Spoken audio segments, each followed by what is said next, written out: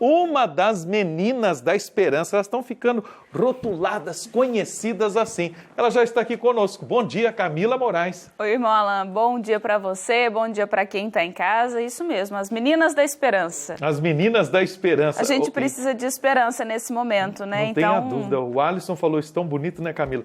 E interessante que a gente já aproveita, como fazemos aqui todo sábado, cumprimentando o Departamento de Jornalismo da TV Aparecida, que você está acompanhando, né? E a gente assiste também e vê todo o trabalho do nosso grupo, todo do jornalismo aqui da nossa rede de comunicação, e nós vamos percebendo assim, né, Camila, como que o devoto, as pessoas, aqueles que assistem, estão interagindo, estão gostando, participando e falando assim, né, olha, as meninas da esperança, que companhia, que jornal bom. Outro dia, vendo um outro jornal por aí, o apresentador de repente falou assim, nossa, em meio a tantas notícias desagradáveis, ai, que coisa chata, né, gente? Ó, vamos, esperança, alegria, fé. Esse jornalismo é aqui na TV Aparecida. Isso mesmo, a gente precisa saber a forma como falar com as pessoas, né? A gente sabe que as notícias nem sempre são boas, a gente tem a responsabilidade, a missão enquanto jornalistas de falar a verdade, deixar a pessoa informada, mas a gente sabe que não pode ser de qualquer maneira, a gente tem que ter muito respeito com quem está em casa.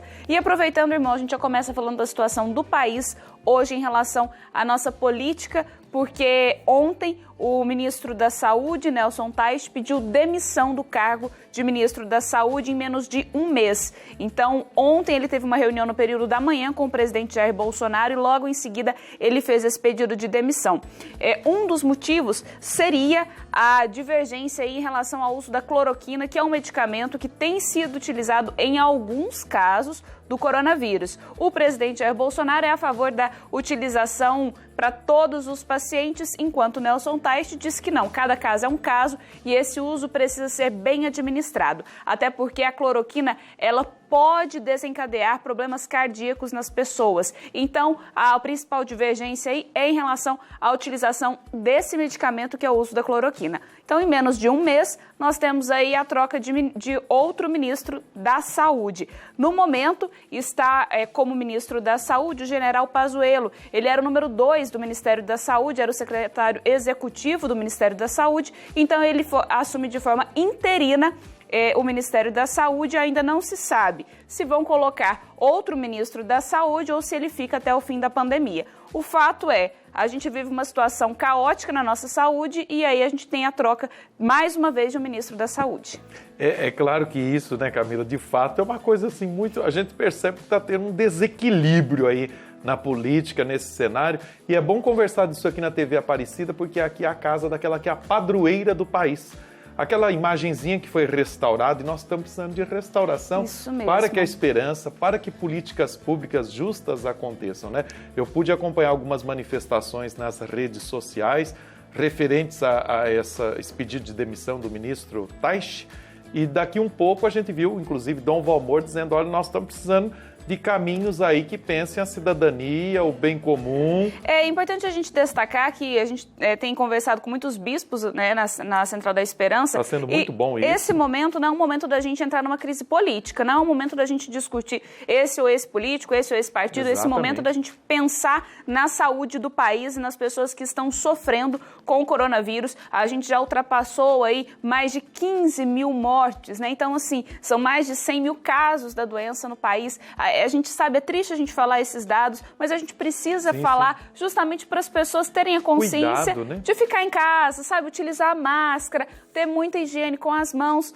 E aí, alguns estados e municípios adotaram já a medida do lockdown. Então, Ceará, o Pará, alguns municípios do Tocantins, Rio de Janeiro já decretaram lockdown. O que é o lockdown? O que é o lockdown, Camila? É o fechamento total dos estabelecimentos, é parar a cidade. Somente os serviços essenciais vão funcionar. O que é o que é um serviço essencial? É o banco, né? É o supermercado, é a farmácia, é a clínica de saúde, justamente. O resto é tido como não essencial. E esse também foi um motivo de desacordo entre o ministro da Saúde, Nelson Teich, o ex-ministro, e o presidente da República. Porque Nelson Teich foi informado de que os serviços essenciais teriam ampliado, né, por meio de um decreto do presidente Jair Bolsonaro, em uma entrevista coletiva. Então, quem é o ministro da Saúde não sabia que esses serviços tinham sido ampliados ampliados. Então, o decreto coloca como essencial o salão de beleza, barbearia e também academias. Então, e ele foi informado justamente na hora da entrevista com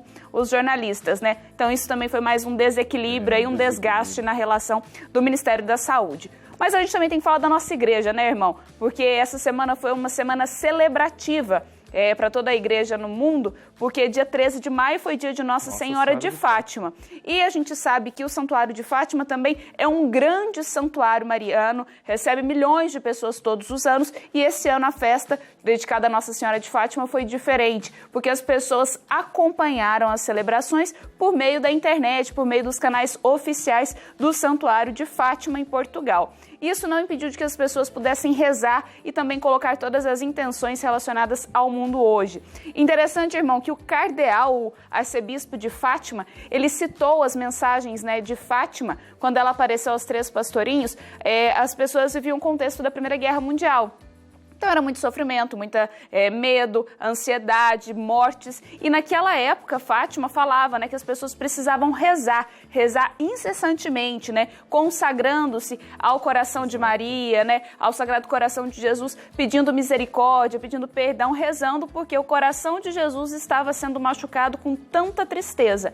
E aí o cardeal falou que hoje a gente também vive uma situação muito parecida, com muitas mortes, muita ansiedade, muita destruição, né, das famílias. Então ele resgata as mensagens de Fátima, trazendo elas para o dia de hoje e falando, as mensagens de Nossa Senhora de Fátima ainda são atuais. A gente precisa confiar à nossa mãe toda essa situação que a gente está vivendo. E vejamos que são 103 anos já dessa história das aparições de Fátima, e que mensagem atual. É a mãe consoladora, é a mãe da paz, né, Camila? Isso mesmo. A gente tem mais 2 pontos para a gente falar, irmão, porque essa semana também a gente vai começar aí a semana de 5 anos em comemoração a Laudato Si. O que é a Laudato Si? É a encíclica que fala do cuidado com a casa comum, escrita pelo Papa Francisco. Então a gente vai comemorar nessa semana aí os 5 anos que ele escreveu esse documento, e no documento ele fala assim: qual é o mundo que nós queremos deixar para as nossas crianças? Qual o mundo que nós queremos deixar para o futuro? E aí a CNBB aqui no Brasil vai lançar na segunda-feira, dia 18, uma campanha pedindo cuidado com a Amazônia, porque a gente tem visto o sofrimento da população indígena, da população ribeirinha, em relação ao coronavírus. Estão sofrendo e muito, né? Esses mais vulneráveis. E o Papa Francisco, nessa semana, foi um outro ato celebrativo, essa convocação mundial unindo todas as religiões numa comunhão espiritual. Rezemos juntos, Isso né, mesmo, foi no dia 14, logo em seguida, né, o dia 13 de maio, que foi dedicada à oração à Nossa Senhora de Fátima. No dia 14, o Papa Francisco, com o Alto Comitê da Fraternidade, ele reuniu diversos líderes religiosos do mundo todo, convocando as pessoas para se unirem em oração, em jejum e também em obras de solidariedade. E a gente pôde ver, então, o mundo todo em sintonia, em oração, pedindo pelo fim da pandemia. Irmão, para a gente encerrar, a partir de hoje, a gente começa as comemorações do centenário de nascimento do Papa João Paulo II. São João Paulo II. Justamente. O João de Deus, hein, gente? Quem Na não se lembra, segunda-feira, né? ele completaria, se estivesse vivo, 100 anos de idade. E o interessante é que o Papa Emérito Bento XVI enviou uma carta para a diocese dele lá na Polônia, reforçando o quanto o Papa João Paulo II, São João Paulo II, foi um Papa dedicado à misericórdia. Então ele resgata aí as mensagens de misericórdia de São João Paulo II, trazendo para os dias de hoje também o quanto essa misericórdia é necessária. E na carta ele fala que a misericórdia de Deus, ela é muito maior do que as nossas fraquezas, e a gente nem consegue imaginar o tamanho dessa misericórdia. Olha aí, gente, é muita notícia, né? No mundo, no Brasil, nos nossos acontecimentos e na igreja e na religião. Camila, nós queremos agradecer muito você. Nessa questão que você lembra dos 100 anos de São João Paulo II, a TV Aparecida vai transmitir às 10 da noite, na segunda-feira, a missa que o Papa Francisco está nos convidando para celebrar, para agradecer a vida do nosso João de Deus, que está com Deus, nos abençoando para sempre. Camila, uma boa semana. Hoje nós temos aniversário lá no jornalismo, não temos? Isso mesmo, vamos mandar um beijo para Eduardo Miranda, nosso chefe lá, nosso gestor, aniversário do Du. Parabéns, Du, muitos anos de vida para você. Nosso abraço do coração e muito fraterno, Eduardo Miranda. Parabéns pela sua vida, pela sua missão, pela sua competência e por você entender tudo isso aqui como uma grande evangelização. Continuemos juntos. Parabéns para o nosso jornalismo, Camila. Obrigada. Continue levando esperança ao nosso povo. Isso mesmo. Com boas notícias sempre. De segunda a sexta, 13h, a gente entra com a Central da Esperança. É isso aí.